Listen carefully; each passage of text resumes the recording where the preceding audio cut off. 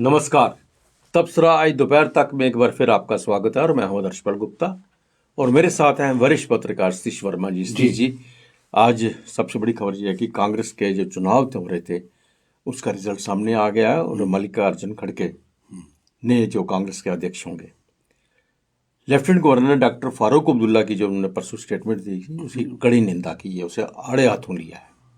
सिमरनजीत सिंह मान जो एमपी पंजाब से हैं, वो जम्मू कश्मीर में आना चाहते थे, उन्हें रोक दिया गया, लेकिन अभी तक वो माधोपुर के आसपास सीमा पर ही डटे हुए हैं।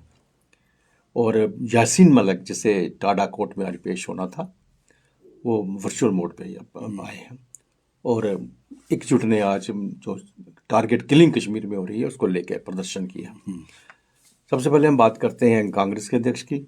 कांग्रेस के अध्यक्ष के चुनावों को लेकर सारा देश की निगाहें उस पर लगी हुई थी, क्योंकि कांग्रेस के ऊपर यही आरोप लग रहा था कि उनके अध्यक्ष जो हैं एक ही परिवार से होते हैं, वो खुद ही नॉमिनेट करते हैं, सब कुछ करते हैं। चुनाव बहुत देर से कभी हुए नहीं है वहाँ पे, लेकिन आज जब चुनाव हुए हैं और चुनाव जो है वो भी डेमोक्रेटिक वे से हुए हैं, एक नहीं तो दो कैंडिडेट सामने खड़े थे और उसमें से मल्लिकार्जुन खड़गे जो हैं वो भारी बहुमत से कामयाब हुए और कांग्रेस के नए अध्यक्ष होंगे। नहीं, बिल्कुल आपने ठीक कहा। आपने जिस पर कहा कि अक्सर ये आरोप लगते रहे कि गांधी परिवार और कोट एंड कोट गोदी मीडिया भी ढोल की छैने के साथ यही प्रचार कर रहा था। और हैरानी की बात यह है कि जो चैनल खुद को गोदी मीडिया से बाहर कहता है वो भी वही काम करता दिखाई दिया। उसको कभी हमने आम आदमी पार्टी के खिलाफ कभी कोई स्टोरी करते नहीं देखा। उसके निशाने पे बीजेपी या कांग्रेस रहती है। तो हम समझते हैं कि जिस प्रकार से एक डेमोक्रेटिक वे से चुनाव हुआ, बकायदा चुनाव आयोग पार्टी के भीतर गठित किया गया, उसका मुख्य निर्वाचन अधिकारी, रिटर्निंग ऑफिसर स्टेट वाइज सब बनाए गए। हमारे यहाँ जम्मू कश्मीर में भी वोट पड़े थे, पूरे देश में पड़े, जहाँ क्योंकि कांग्रेस सबसे पुरानी जमात है देश के अंदर, पॉलिटिकल आउटफिट है। तो मैं समझता हूँ कि चुनाव हो गए हैं, नतीजे भी आ गए और जिस प्रकार से भारी समर्थन मिला मिस्टर खड़गे को, और शशि थरूर ने पूरी कोशिश करी।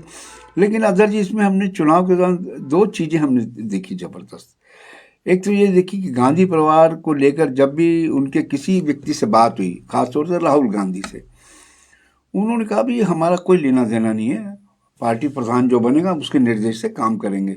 ये एक प्रोपेगेंडा हमारे खिलाफ एक नैरेटिव बनाया जाता है कि गांधी परिवार शोर मचाकर। और दूसरी जो चीज़ थी, दो कैंडिडेट मैदान में थे, एक तो खड़गे साहब मल्लिकार्जुन, दूसरा शशि थरूर। हमने देखा कि मीडिया ने, हमारा तो काम है, हम तो नारद मुनि है, खबर ले और खबर दे, तो हमारा तो काम था प्रयोग करना।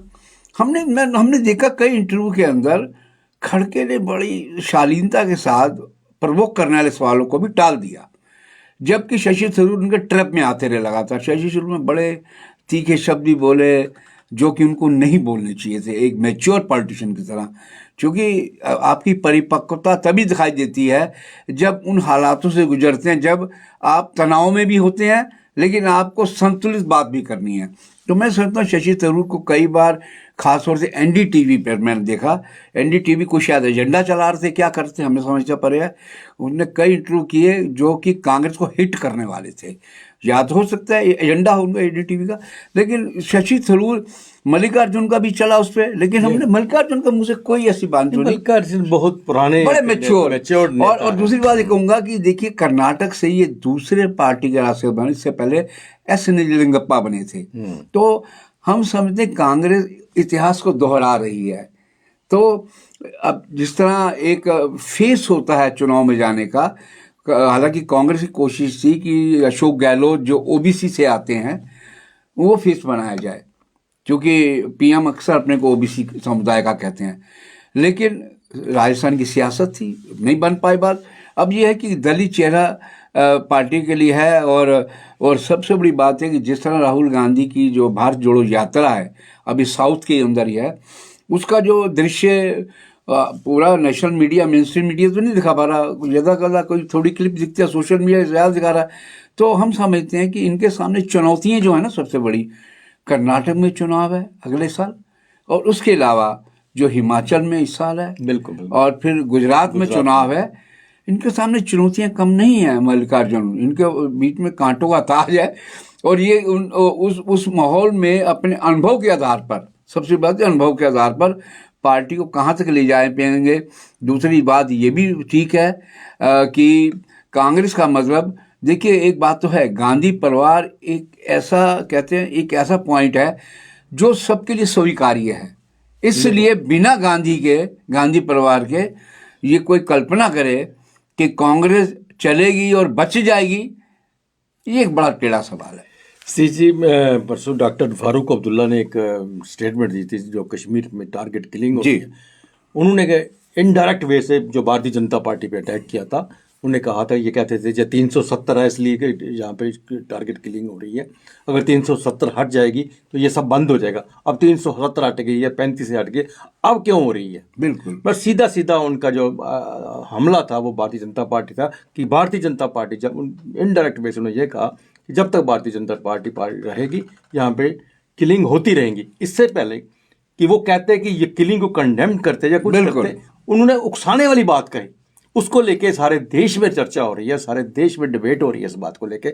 और आज एलजी जो हमारे जो उन्होंने भी कहा, मनोज सिन्हा ने, उन्होंने कहा कि उन्होंने आड़े हाथों लिया, उन्होंने कहा ये हमें मत समझाएं, हम बता सकते हैं कि इनके राज्य के वक्त में कितनी यहाँ पे टारगेट किलिंग हुई, कितनी हत्याएं हुई, ये सब चीज़ें, कितने मिलिटेंट्स आए गए, मिलिटेंट्स को छोड़ा गया, ये सब कुछ हमारे पास है। नहीं बिल्कुल, देखिए रियासी में हमको याद है, हमने पीपी न्यूज़ लाइन पे 2 दिन लगातार पर चर्चा भी की थी कि डॉक्टर फारूक अब्दुल्ला ने घोर आपत्तिजनक, ये भी कहा जा सकता है कि राष्ट्र हित में वो बयान नहीं है। सबसे बड़ा, आप ठीक है, आप लड़िए बीजेपी से, पॉलिटिकल पार्टी के पर आरोप लगाते हैं, लेकिन आप ये कहें कि ये हत्याएं रुक नहीं सकती, ये घोर आपत्तिजनक है। और जिसका जवाब अपना उपराज्यपाल मनोज सिन्हा ने दिया है, एक रूबल नागी, क्या नाम है, महिला हैं जो एक्टिविस्ट हैं, उनकी किताब आई है, उसका विमोचन उन्होंने किया, जिसमें कहा गया कि रूबल नागी आर्ट फाउंडेशन की ओर से किया गया। उसमें तो उनका हमें मालूम है कि चपनारी नोएडा डोडा में कैसे हुआ, उसके अलावा उधमपुर का पठानकोट सबको पता है। हमारे जम्मू की बात करें, कासिम नगर में कितना बड़ा नरसंहार हुआ था, उन्होंने कई ऐसे नरसंहारों से, बल्कि सन 2000 में तो अमरनाथ यात्रा पर हमला हुआ था। तो ये तमाम चीज़ों को उन्होंने कहा कि हमें ज्ञान मत बांटें। फारूक अब्दुल्ला जब उनकी हुकूमत थी, अब कम से कम घाटी में ना कश्मीर बंद की कार होती है, ना पत्थरबाजी होती है। हाँ, ये जरूर है कि टारगेट किलिंग हो रही है, हम इसका भी कोई ना कोई इसका भी कोई मैकेनिज्म निकाल रहे हैं, इस समस्या का भी समाधान किया जाएगा, लेकिन उनको अपनी इस तरह के बयानों से परहेज करना चाहिए। अच्छी बात है, हम समझते हैं कि इसको लेकर आज सिर्फ एक्सल्सर में विशेष रिपोर्ट है संजीव परगाल की, और इस मौके पर अल्ताफ बुखारी भी थे जो जम्मू कश्मीर पार्टी के, उसके अलावा दरख्शा अंदरा भी जो वक्फ बोर्ड की चेयरपर्सन है, और भी कई नेता थे। हम समझते हैं कि देखिए, इस तरह की चुनौतीपूर्ण माहौल में कोई भी नेता हो, किसी भी दल का हो, सत्ता का हो विपक्ष हो, उसको बयान बड़े सोच समझ के देना चाहिए, क्योंकि मामला सारा आतंकवाद से जुड़ा है। बिल्कुल सही कहा आपने। सिमरनजीत सिंह मान है मसीह जी, ये MP है पंजाब से, ये जम्मू कश्मीर में आना चाहते थे परसों, लेकिन सरकार ने उन्हें अलाउड नहीं किया। DC जो कठुआ है उन्होंने वहाँ पे रोक दिया, उन्हें वापस भेज दिया। उनका था कि इनके आने से यहाँ के हालात बिगड़ सकते हैं। और ये 3 दिन से माधोपुर, जो पंजाब का और जम्मू कश्मीर का बॉर्डर है, उसी कई जगह पर रह रहे हैं, और वहाँ पे जो देश विरोधी नारे लग रहे हैं उनके बारे में खबर आ रही है। ये एक अच्छा डिसीजन था उस वक्त, अगर मतलब जल्दी पे घी का काम करने यहाँ आ रहे थे, अगर उन्हें रोका गया तो कोई मकसद था।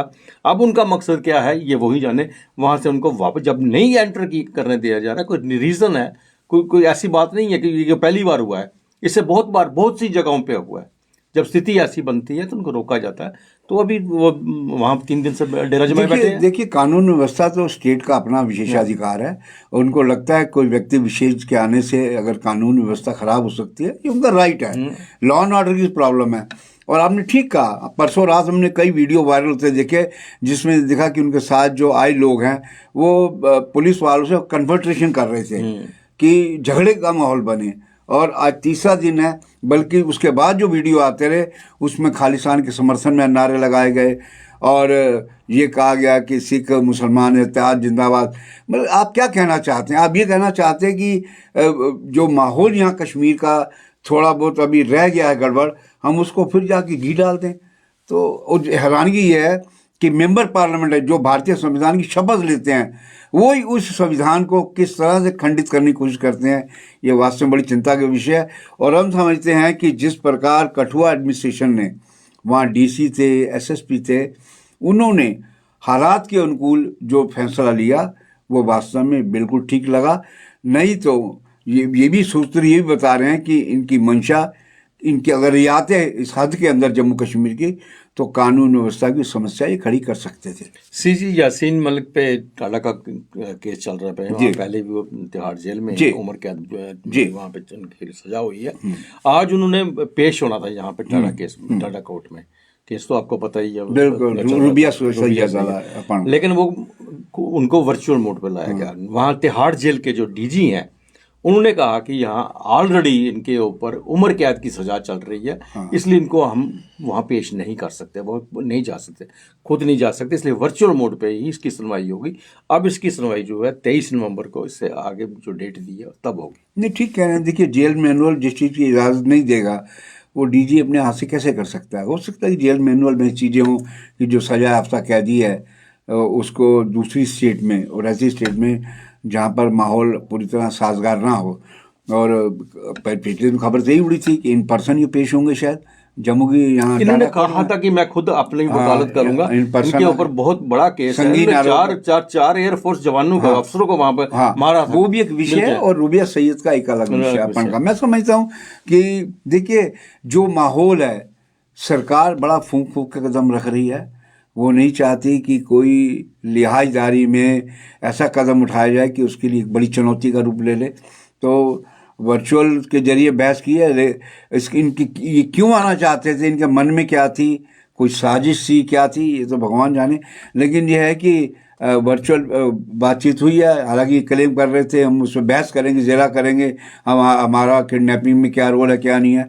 लेकिन अब यह है कि अगली सुनवाई इस अगले महीने की है। अब देखेंगे अगले महीने क्या होता है। सीजे कश्मीर किलिंग को लेकर जम्मू में बड़ा विरोध हो रहा है। जम्मू में कई दिन से लगातार प्रोटेस्ट हो रहा है। आज एकजुट जो पार्टी है उन्होंने भी प्रोटेस्ट किया, उन्होंने भी पाकिस्तान के विरुद्ध नारे लगाए हैं। उन्होंने भी कहा है कि ये पाकिस्तान की शय पे हो रहा है। नहीं, बिल्कुल। देखिए ना, बजरंग दल के राकेश बजरंगी ने किया, शिवसेना डोगरा फ्रंट के अशोक गुप्ता ने किया, आज एकजुट जम्मू जो एडवोकेट अंकुर शर्मा का संगठन है उन्होंने किया। देखिए, लोगों में आक्रोश तो है। किलिंग देखिए किसी आदमी की हो, हम ये नहीं कह रहे कि वो धर्म विशेष का या समुदाय विशेष का है। और इस पर किलिंग हो, निहत्थे सोए, उनको पता ही नहीं कि हम सुबह उठेंगे नहीं उठेंगे। उनको पहले बम मारा, फिर उनको गोलियों से भून डाला। तो मैं समझता हूँ कि इस तरह के एहतजाज, इस तरह के विरोध होनी चाहिए, ताकि पाकिस्तान को लगे कि अगर हम एक भी इस प्रकार की इनोसेंट किलिंग कराते हैं तो वहाँ लोगों में गुस्सा और आक्रोश बराबर बना। बिल्कुल बिल्कुल सही कहा। तो ये था तबसरा दोपहर तक का। बाकी खबरों के लिए आप देखते रहें पीपी न्यूज़ लाइन। नमस्कार।